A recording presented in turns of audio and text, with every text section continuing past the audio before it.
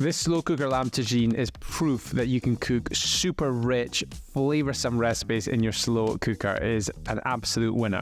The first thing we're going to do to give this recipe a lot of flavour is to brown that lamb on a high heat to get some colour on all sides before tipping it into the slow cooker.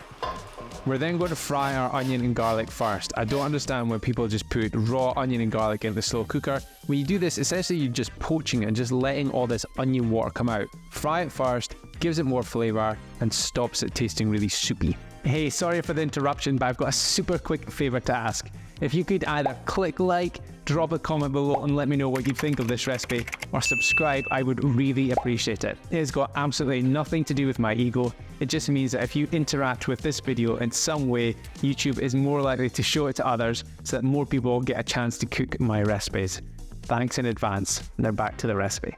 Then we're going to add all the spices that you see on screen, and then to that we're just going to add a couple other bits and pieces, some tomato puree, the classic bitter corn flour mixed with some water to help thicken things, some beef stock, and a can of chopped tomatoes.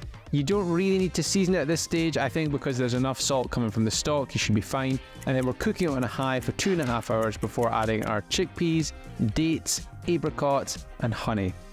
Chill your seasoning. If you think it needs some salt at this stage, that's fine. Pop the lid on it, just let everything warm up. 20 to 30 minutes is all it needs.